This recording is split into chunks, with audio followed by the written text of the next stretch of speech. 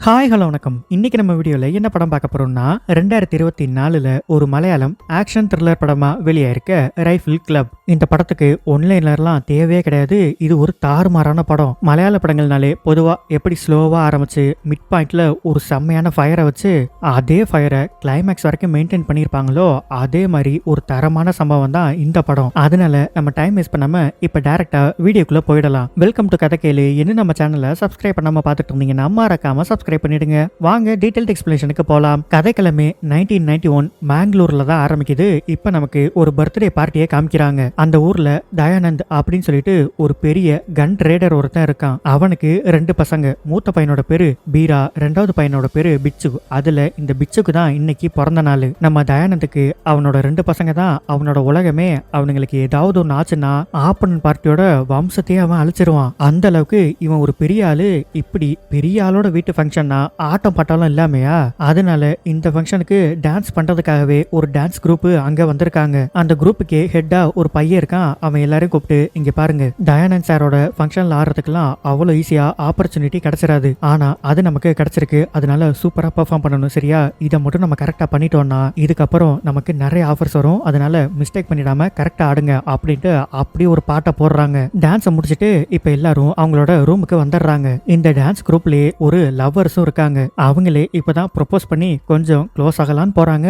அப்ப கரெக்டா கதவை திறந்துட்டு அந்த 2வது பையன் பிச்சு இருக்கான்ல, அவன் அங்க வந்துடுறான். அவன் வந்து அந்த பொண்ணு கிட்ட, ஸ்டேஜ்ல உன் பெர்ஃபார்மன்ஸ் எல்லாம் பார்த்தேன், பயங்கரமா ஆடுனேன், அதனால உனக்கு ஏதாவது கிஃப்ட் தரணும்னு நினைக்கிறேன் அப்படின்ட்டு ஒரு பலூன் எடுத்து ஊதுறான். அது ஹார்ட் ஷேப்ல வருது. அப்படியே கொண்டு வந்து அதை அந்த பொண்ணு கிட்டையும் கொடுத்துட்றான். இப்ப நான் உனக்கு ஒரு கிஃப்ட் கொடுத்தேன்ல, அதே மாதிரி நீ திருப்பி எனக்கு ஒரு கிஃப்ட் தரணும். என்னன்னா, கிட்ட வந்து என்னை கிஸ் பண்ணி எனக்கு ஹாப்பி பர்த்டேன்னு சொல்லி நீ விஷ் பண்ணணும், வா அப்படின்னு சொல்லி கூப்பிடுறான். ஆனா அந்த பையன் தடுத்து, இங்க பாருங்க, நீங்க நல்லா குடிச்சிருக்கீங்க, இதெல்லாம் தப்பு அப்படின்னு சொல்லிட்டு இருக்கான். டேய், நான் யாருன்னு தெரிஞ்சுதான் என் மேல நீ கைய வைக்கிறியா அப்படின்னு அந்த பொண்ணு என்ன சொல்லுதுன்னா, நீ யாருன்னு தெரிஞ்சதுனாலதான் இவ்வளவு நேரம் உன்கிட்ட பேசிட்டு இருக்கான், இல்லன்னா உன்னை நேரம் அடிச்சு தூக்கி போட்டிருப்பான் அப்படின்னு அவனுக்கு கோவம் வந்துருது. ஓ அப்படியா, அப்ப நடங்கடா, 2 பேரும் நடங்கடா அப்படின்னு கிட்ட வரும்போது அந்த பொண்ணு பலாருன்னு அரைஞ்சிருது. அவன் திரும்பவும் வரான். அப்ப இந்த பையன் என்ன பண்ணிடுறான், சும்மா லைட்டா தான் உதைக்கிறான். அவன் ஜன்னல் எல்லாம் உடச்சிட்டு போய் கீழே ஒரு குப்பை தொட்டி இருக்கு, அதுல போய் டொம்முன்னு விழுந்துடுறான். இவன் கூடவே இன்னொருத்தனும் ரூமுக்கு வந்திருக்கான்.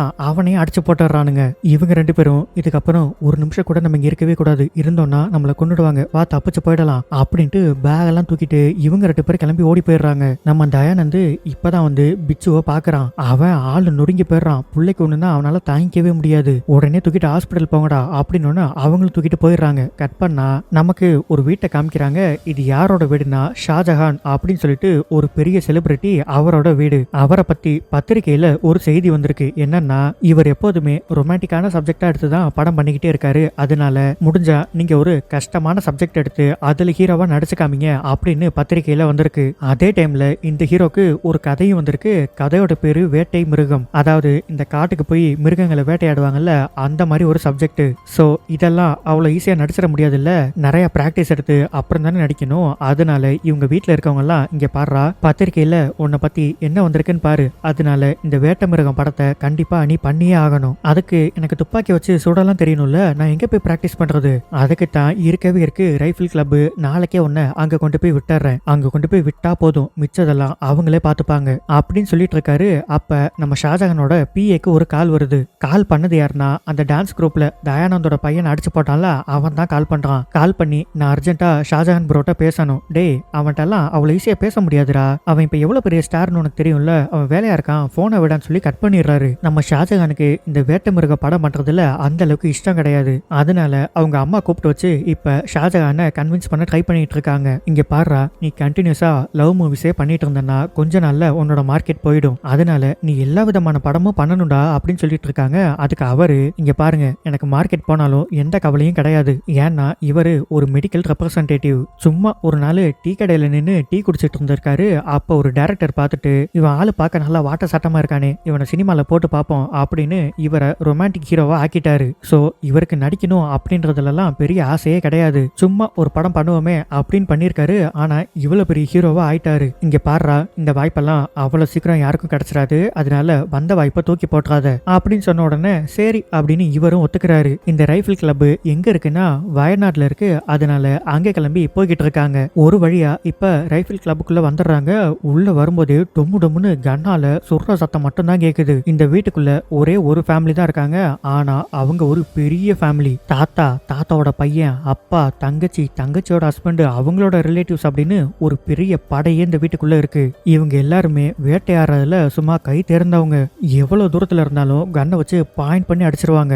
ஜென்ஸை விட இந்த வீட்டுல இருக்க லேடிஸ் தான் சும்மா வெறித்தனமா சுட்டுக்கிட்டு இருக்காங்க. இந்த கிளப்புக்கு கிங் யாருன்னா அவரன் அப்படின்னு சொல்லிட்டு ஒருத்தர் இருக்காரு. அவரோட ஒய்ஃப் பேரு சிசிலி. இவங்க 2 பேரையுமே யாராலையும் அடிச்சுக்கவே முடியாது. சிசிலி கொண்டு வந்து இப்போ ஒரு பவுல்ல முள்ளமன்றி சாப்பிடுங்க, நல்லா இருக்கும் அப்படின்னு சொல்லி கொடுக்குறாங்க. இதை நீங்க தான் சமைச்சிங்களான்னு கேட்டா இல்ல, இதை சுட்டு கொண்டதே நான் தான் அப்படிங்கிறாங்க. அப்படி இப்போ ஒரு துப்பாக்கி எடுத்து ஷாஜகான்ட்ட கொடுத்து இந்தாங்க இதை புடிங்கன்னு சொன்னா அவருக்கு துப்பாக்கியை ஒழுங்கா பிடிக்க கூட தெரியல. பாத்தீங்களா, சினிமால இருக்க ஒரு ஆளுக்கு துப்பாக்கியை கூட ஒழுங்கா பிடிக்க தெரியல. தம்பி இதுக்கெல்லாம் நீங்க கவலைப்பட வேணாம், பிராக்டிஸ் மூலமா எல்லாத்தையும் சரி பண்ணிடலாம் அப்படின்னு சொல்லிட்டு இருக்காரு. அப்படியே உள்ள கூட்டிட்டு போயிட்டு இவர்கிட்ட என்னென்ன வகையான கன்னெல்லாம் இருக்கு அப்படின்னு சுத்தி காமிச்சிட்டு இருக்காரு. அது மட்டும் இல்லாம பேஸ்மெண்ட்ல ஒரு வால்ட் வேற இருக்கான். அங்க பிரிட்டிஷ் யூஸ் பண்ண எல்லா வெப்பன்ஸையும் அதுக்குள்ள சேஃப்டியா வச்சிருக்காங்களாம். அடுத்து கூட்டிட்டு போய் இந்த கிளப்போட ஃபவுண்டரை இன்ட்ரோடியூஸ் பண்றாரு. இவரோட பேரு லோனப்பன். இவர் ஒரு தடவை பன்னி வெட்டிக்கு போகும்போது அடிபட்டு இவரோட 2 காலுமே செயலிழந்து போச்சு. அதுல இருந்து இவரு வீல் சேர்ல தான் உட்கார்ந்து இருக்காரு. அப்படியே கூட்டிட்டு போயிட்டு ஒவ்வொரு ஆளா இப்ப இன்ட்ரோடியூஸ் பண்ணிக்கிட்டே இருக்காரு. இவங்க எல்லாருமே கன்னை கையில எடுத்துட்டாங்கன்னா ஒரு ஆளை கூட க்ளோஸ் பண்ணாம கன்னை கீழே வைக்கவே மாட்டாங்க. கட் பண்ணா இப்ப நைட்டு எல்லாரும் உட்காந்து சாப்பிட்டுட்டு இருக்காங்க. அவங்க ஃபேமிலி மெம்பர்ஸ் எல்லாரும் சுத்தி உட்காந்து நம்ம ஷாஜகான் கிட்ட, ஏப்பா இந்த சினிமால நடிக்கும் போது ஹீரோயின் எல்லாம் கட்டி பிடிச்சு கிஸ் பண்ணுவீங்கல்ல, அப்பெல்லாம் நல்லா என்ஜாய் பண்ணுவீங்களா அப்படின்னு இவரை சாப்பிட விடாம இவரு எம்பரஸா ஃபீல் பண்ற மாதிரியே கொஸ்டினை கேட்டுக்கிட்டு இருக்காங்க. அதெல்லாம் இல்லைங்க, அப்படிலாம் என்ஜாய் பண்ண முடியாது. ஏன்னா சுத்தி கேமராமேன், லைட்மேன், டைரக்டர் அப்படின்னு எல்லாருமே இருப்பாங்க. அட எல்லாரும் இருந்தாலும் என்ன கொஞ்சம் கூட என்ஜாய் பண்ண மாட்டீங்க அப்படின்னு திருப்பி கேட்டுக்கிட்டே இருக்காங்க. சரி என்ஜாய் பண்ணணும்னு சொன்னாதான் விடுவாங்க போல அப்படின்னு இவரும் லைட்டா என்ஜாய் பண்ணுவேன் அப்படின்னு முடிச்சு விட்டுறாரு. சாப்பிட்டு முடிச்சுட்டு எல்லாரும் சேர்ந்தாப்புல இப்போ ஒரு குரூப் போட்டோவையும் எடுத்துக்கிறாங்க. நம்ம சிசிலி இருக்காங்கல்ல, அவங்க அவரன் கிட்ட வந்து இங்க பாருங்க, பண்ணிய சுட்டிங்கன்னா வயிற்றுல சுற்றாதீங்க, ஏன்னா கல்லீரல் எனக்கு வேணும், அதுல நான் சட்னி செஞ்சு சாப்பிடணும், அப்படி சாப்பிட்டா பிரெக்னெண்டா இருக்க லேடிஸ்க்கு அது ரொம்ப நல்லதான் அப்படின்னு இவங்க பிரெக்னெண்டா இருக்க விஷயத்த இப்பதான் அவர்கிட்ட மொத கன்வே பண்றாங்க. ஸ்டார்டிங் சீன்ல பிச்சு அடிச்சு போட்டானுங்கல்ல ஒரு கப்பல், அதுல பையனோட பேரு ஆலி, பொண்ணோட பேரு நதியா. அவங்க 2 பேரும் என்ன பண்ணிட்டாங்க, நேரா கிளம்பி ரைஃபிள் கிளப்புக்கே வந்துட்டாங்க. அவனுங்க கிட்ட டேய் நீங்க எதுக்கிட்ட இங்க வந்தீங்கன்னு கேட்டா அவனுங்களும் நடந்த எல்லா விஷயத்தையும் சொல்லிடுறாங்க. அப்படின்னா அவங்க உங்களை துரத்திக்கிட்டே வராங்களா? ஆமா நான் துரத்திட்டு தான் வராங்க. அண்ணா எங்களுக்கு எங்க போறதுன்னே தெரியலண்ணா, எப்படியாவது எங்களை காப்பாத்திருண்ணா. டேய் நான் எப்படா காப்பாற்ற முடியும், நான் என்ன பண்ண முடியும்? அண்ணா நீ தான் சினிமால பெரிய ஹீரோ ஆச்சுல்ல, எங்களை எப்படியாவது காப்பாத்துனா. டேய் நான் சினிமால தான்டா ஹீரோ, நிஜத்துல எல்லாம் நான் ஹீரோ கிடையாதுடா அப்படின்னு பேசிட்டு இருக்கும்போது கரெக்டா அவரன் உள்ள வந்துடுறாரு. அவர் வந்து யார் இந்த 2 பசங்களும் கேட்டா அதுவா இவங்க 2 பேரும் லவ் பண்ணி ஓடி வந்துட்டாங்க. அப்படியா 2 பேரும் எத்தனை வருஷமா லவ் பண்றீங்க? நாங்க 3 நாளா தான் லவ் பண்றோம். என்னது 3 நாளா? ஆமா இன்னையோட சேர்த்து 4 நாள். என்ன ஷாஜகான் 4 நாள் கேட்டதுக்கு இவ்வளவு ஷாக் ஆகுறீங்க? நான் முத சிசிலிய ஒரு பார்ல தான் பார்த்தேன். அவகிட்ட போய் நீ கிறிஸ்டினான்னு மட்டும் தான் கேட்டேன். அடுத்த 3வது நாள் நாங்க 2 பேரும் கல்யாணம் பண்ணிக்கிட்டோம். இதெல்லாம் இந்த வயசுல சகஜம்தான். இங்க பாருங்க பசங்களா, நீங்க எதுக்கும் பயப்பட வேண்டாம், இங்கேயே தங்கிக்கோங்க புரியுதா? சிசிலி நீ உங்களை பத்திரமா பாத்துக்கோ, நான் ஷாஜகானை காட்டுக்குள்ள கூட்டிட்டு போயிட்டு வரேன் அப்படின்னு அவரு கிளம்பிடுறாரு. இப்ப அந்த குடும்பமே உட்காந்து இவங்க 2 பேர்கிட்டையும் என்ன நடந்துச்சு அப்படின்னு சொல்லி கேட்டுக்கிட்டு இருக்காங்க. அவன் கீழே விழுந்துட்டான். அப்படின்னா அவன் செத்துட்டானா இல்லையான்னு தெரியல, நாளைக்கு நியூஸ் பேப்பரை பார்த்தாதான் தெரியும். சரி நீங்க 2 பேரும் ரெஸ்ட் எடுங்க, நாங்க வெளியில போறோம் அப்படின்ட்டு எல்லாரும் போயிடுறாங்க. இப்போ ஒரு பாட்டி மட்டும் உள்ள வராங்க. அவங்க வந்து 2 பேரும் லவ் பண்ணி ஓடி வந்தீங்க, உங்களை பிரிச்சிருவாங்கன்னு பயப்படுறீங்களா? உங்களை யாருமே பிரிக்க கூடாதுன்னா 2 பேரும் இப்பவே ஒண்ணு சேர்ந்துருங்க, அதுக்கப்புறம் கடவுளே நினைச்சாலும் உங்களை பிரிக்க முடியாது அப்படின்னு ஒரு ஐடியாவை கொடுத்துட்டு போயிடுறாங்க. அந்த கிளப்ல இருக்க 2 லேடிஸ் மட்டும் யாருக்கும் தெரியாம இப்ப வெளியில வந்து சிகரெட்டை பத்த வச்சுக்கிட்டு இருக்காங்க. அப்ப திடீர்னு வந்து ஒரு காரு அவங்க வீட்டு வாசல் முன்னாடி நிக்குது. யாரா வரான்னு பார்த்தா நம்ம பீரா இருக்கான்ல, தயானந்தோட மூத்த புள்ள, அவன் இறங்கி வந்துகிட்டு இருக்கான். அவங்க 2 பேரும் இங்கதான் வந்திருப்பாங்க அப்படின்னு கரெக்டா மோப்பம் பிடிச்சு பின்னாடியே வந்துட்டான். இந்த 2 லேடிஸும் போயிட்டு யார் தம்பி நீ, உனக்கு என்ன வேணும்னு கேட்டா இந்த வீட்டுல ஆம்பளைங்க யாரும் இல்லையா, என்ன ஆம்பளையா நினைச்சுக்கடா அப்படின்னு கன் எடுத்து காமிக்கிறாங்க. இவங்க கன்னெல்லாம் எடுத்து காமிக்கும் போதே அவன் புரிஞ்சுக்கிறான் அவங்க 2 பேரும் உள்ளதான் இருக்காங்கன்னு. சரி இப்ப நம்ம எதுவும் பண்ணக்கூடாது அப்படின்னு வெளியில வந்து உடனே அவங்க அப்பாக்கு கால் பண்றான். அப்பா அவங்க எங்க இருக்காங்கன்னு கண்டுபிடிச்சிட்டேன், அது ஒரு பழைய கிளப், அது மட்டும் இல்லாம அங்க வயசான லேடிஸ் மட்டும் தான் இருக்காங்க அப்படின்னு இந்த கிளப்பை பத்தி முழுசா தெரியாம அவனாவே ஒரு இன்ஃபர்மேஷனை சொல்லிக்கிட்டு இருக்கான். அப்பா நான் உள்ள போய் அவங்க எல்லாரையும் கொல்ல போறேன், வேண்டாம் நான் சொல்றத கவனமா கேளு, நீயா போய் பைத்தியக்காரத்தனமா எதுவும் பண்ணி வச்சிடாத. அப்பா நாளைக்கே கிளம்பி அங்க வரேன், அவங்களோட எல்லா கதையும் முடிச்சுட்டு அவங்க 2 பேரையும் தூக்கிட்டு வந்துருவோம் புரியுதா? அப்பா அங்க ஒரு லேடி கண்ணை காமிச்சு என்ன அசிங்கப்படுத்திட்டா அதுக்கு என்ன பண்றது? அந்த லேடியை எவ்வளவு கொடூரமா கொல்ல முடியுமோ அவ்வளவு கொடூரமா நான் வந்ததுக்கு அப்புறம் நம்ம 2 பேரும் சேர்ந்து கொள்ளுவோம். அது வரைக்கும் நீ எதுவும் பண்ணாம கொஞ்சம் அமைதியா இரு, சரியா? அப்படின்னு சொல்லிட்டு இருக்கும்போது ஹாஸ்பிட்டல்ல ஒரு ஆள் வந்து, சார் பையனோட பாடியை வீட்டுக்கு எடுத்துட்டு போறோமா இல்ல சுடுகாட்டுக்கு எடுத்துட்டு போறோமா அப்படின்னு சொல்லி கேக்குறாரு. அப்படின்னா பிச்சு செத்துட்டான் போல. இத பீரா போன்ல கேட்டுறான். அப்பா அப்பா என்னாச்சு, பிச்சு செத்துட்டானா? டேய் இல்லடா, அவன் நல்லா தாண்டா உள்ள உட்காந்துருக்கான். இல்ல அங்க என்னமோ நடந்திருக்கு அப்படின்னு டக்குன்னு போனை வச்சிடறான். அங்க போயிட்டு டிரைவர் கிட்ட அவங்க எல்லார் கதையும் நம்ம முடிக்கணும், வா உடனே கிளம்பலாம் அப்படின்னு வண்டி எடுக்க சொல்றான். இந்த பக்கம் நம்ம அவரான் இருக்காருல்ல, அவரு ஷாஜகானுக்கு எப்படி மிருகங்களை பார்க்கணும், எப்படி குறி வைக்கணும், முதல்ல எப்படி கண்ணை பிடிக்கணும் அப்படின்னு எல்லா விஷயத்தையும் சொல்லி தந்துட்டு இருக்காரு. நம்ம பீரா போதையெல்லாம் ஏத்திக்கிட்டு அவங்கள கொல்ற வெறியில போய்கிட்டு இருக்கான். இவங்க எல்லாரும் என்ன பண்ணிட்டு இருக்காங்க, கூலா உட்காந்து காட்சி விளாண்டுட்டு இருக்காங்க. வந்துட்டு போன காரு மேங்களூர் ரெஜிஸ்ட்ரேஷன் அப்படின்னா கண்டிப்பா அவங்க 2 பேரையும் தேடி தான் அவங்க வந்திருக்கணும். யாரை தேடி வேணாலும் யார் வேணாலும் வரட்டும், உள்ள வந்துட்டா அவங்க உயிரோட போகணுமா இல்லையான்னு நம்ம தான் முடிவு பண்ணணும் அப்படின்னு சொல்லி முடிக்கும் போது இவனும் கரெக்டா வண்டி எடுத்துட்டு வீட்டுக்குள்ள வந்துடுறான். இவனும் வரும்போதே 4-5 ஆளுங்களை கையில கன்னோட கூட்டிக்கிட்டு வரான். இவங்க எல்லாம் கூலா காட்சி விளாண்டுட்டு இருக்காங்கல்ல, அந்த ரூமுக்குள்ளே இப்ப வந்துடுறான். இவங்க கிட்ட போய் கன்னை காமிச்சு மிரட்டினா இவங்க பயப்படுவாங்களா? இவங்க எல்லாம் கன்னுலயே பிறந்து கன்னுலயே வளர்ந்தவங்க. அவங்க எந்த ரியாக்ஷன் கொடுக்காம கேஷுவலா உன்ன பாத்துக்கிட்டு இருக்காங்க. என்னடா கேஷுவலா பாக்குறானுங்க அப்படின்னு பயப்பட வைக்கணும்னு அந்த ரூம் ஃபுல்லா மாத்தி மாத்தி டொம்முன்னு சுட்டுக்கிட்டே இருக்கானுங்க. அப்பயும் இவங்க ஆடல அசையல அப்படியே நிக்கிறாங்க. இந்த சத்தம் எல்லாம் கேட்டு மேல இருந்த நம்ம ஆலியும் நதியவும் இப்ப கீழே வந்துடுறாங்க. இவங்கள நம்ம பீரா பாத்துறான். பார்த்த அடுத்த செகண்டே வந்த எல்லாரையும் சும்மா டொப்புன்னு சுட்டு தள்ளிடுறாங்க. நம்ம பீராவையுமே சுட்டுறாங்க. இவ்வளவும் பண்ணி முடிச்சுட்டு இவனெல்லாம் வந்த உடனே சுட்டிருக்கணும். எதுக்காக இவ்வளவு நேரம் வெயிட் பண்ணீங்க? மனுஷன்ல டக்குன்னு எல்லாம் சுற்றக்கூடாது, கொஞ்சம் வெயிட் பண்ணி ரசிச்சு அப்புறம் தான் சுடணும் அப்படின்னுகிட்டு இருக்கானுங்க.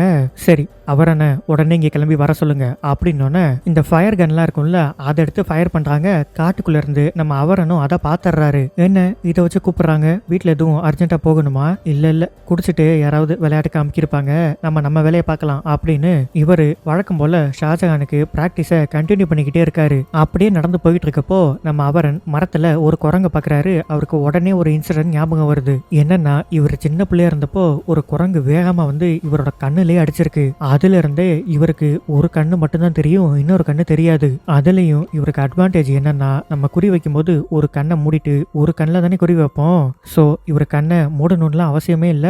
இவர் நார்மல் கண்ணில் பாக்குறதே குறி வைக்கிற மாதிரி தான் பாப்பாரு. நம்ம தயானந்த் இருக்காப்ல, அவரு காலையில வரைக்கும் டைம் வேஸ்ட் பண்ணாம நைட்டோட நைட்டா கிளம்பி அவரும் ரைஃபிள் கிளப்புக்கு வந்துகிட்டு இருக்காரு. ஆனா வர்ற வழியிலேயே பீராவை சுட்டுட்டாங்க அப்படின்ற விஷயம் இவருக்கு தெரிஞ்சிருது.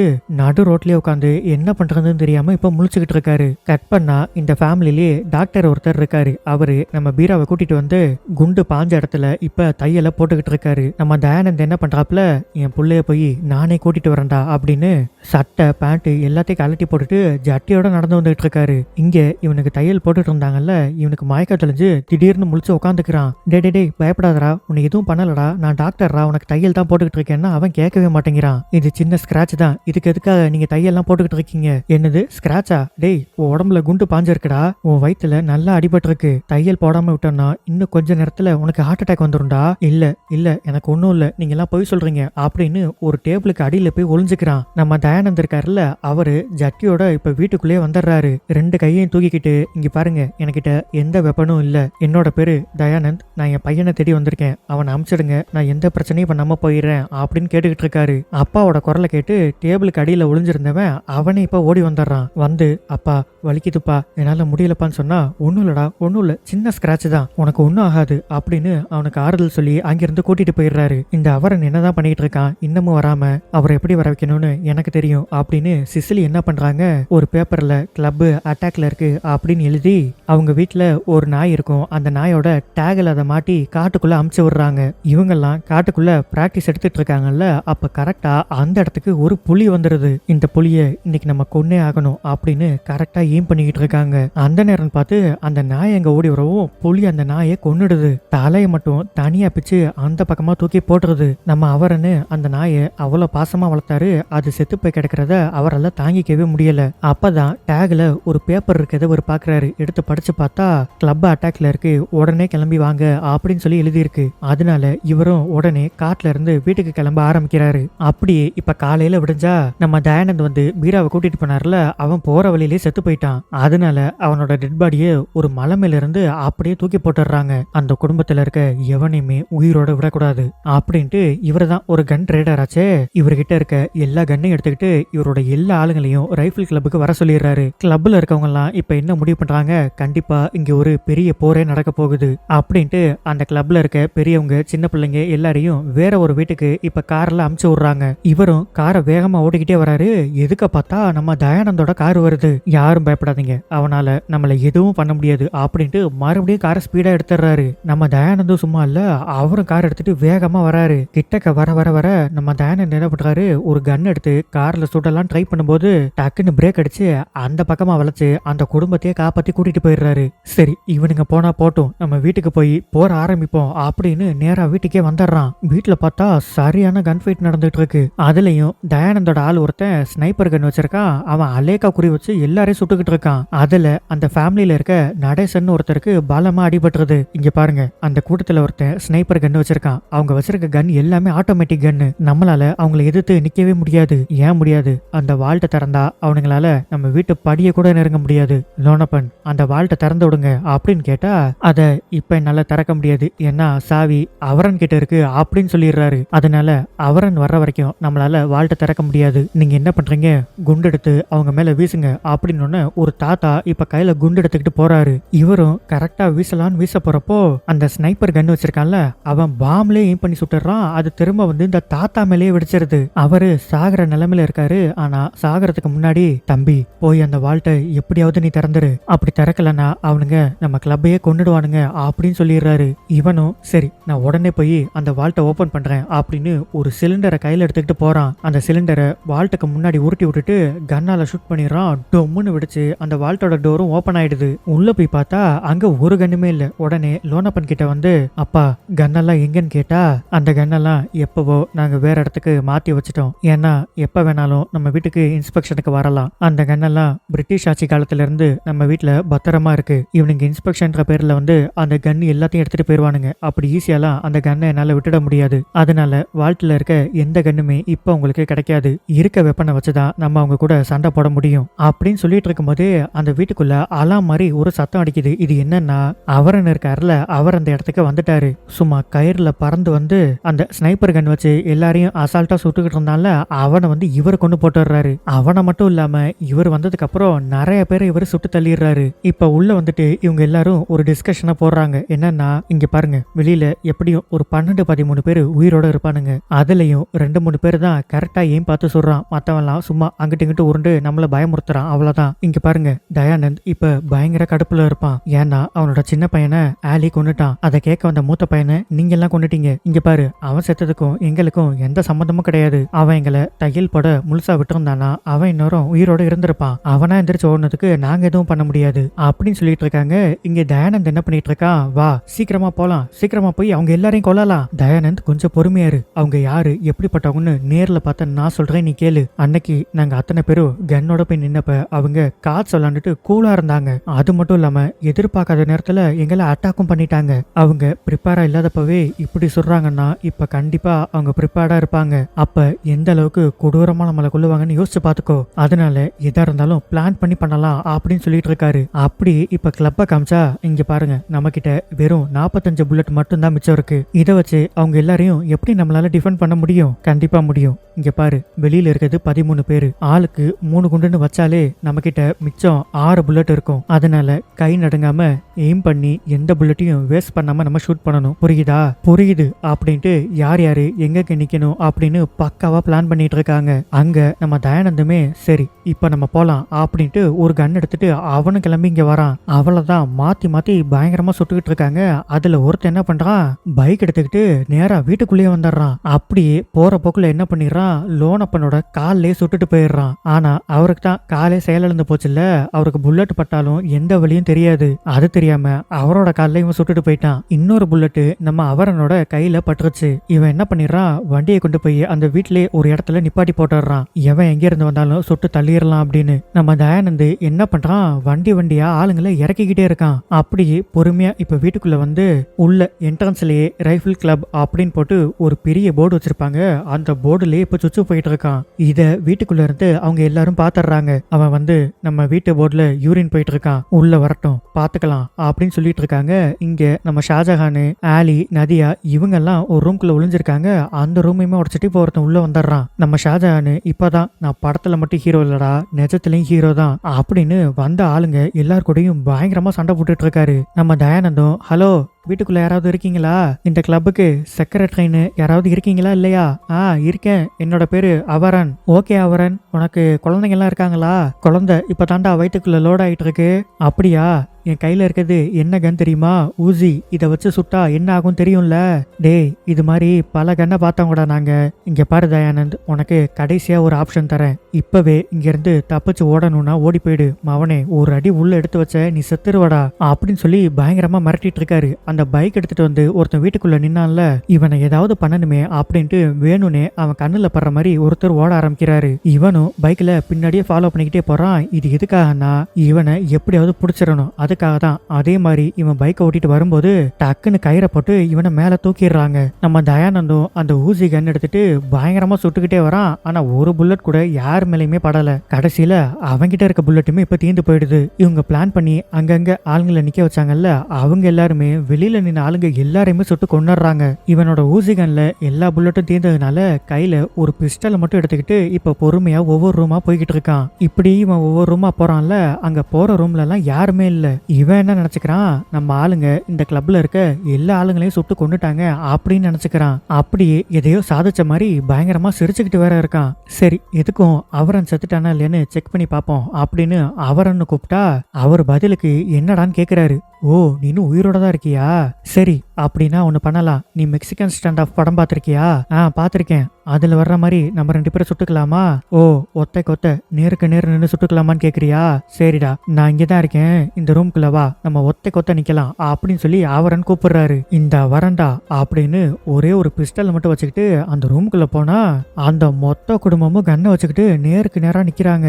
சரி சரி, ஓகே, இதுல அவரன் யாரு அப்படின்னு கேட்டா அவரும் நான் தாண்டா அப்படின்னு ஒத்துக்கிறாரு. ஓ, நீதான் அவரனா? கடைசியா உன்னை எப்படியோ நான் மீட் பண்ணிட்டேன் அப்படின்னு பேசிக்கிட்டே லைட்டா ட்ரிகரை அமுக்கலான்னு அமுக்க போறாரு.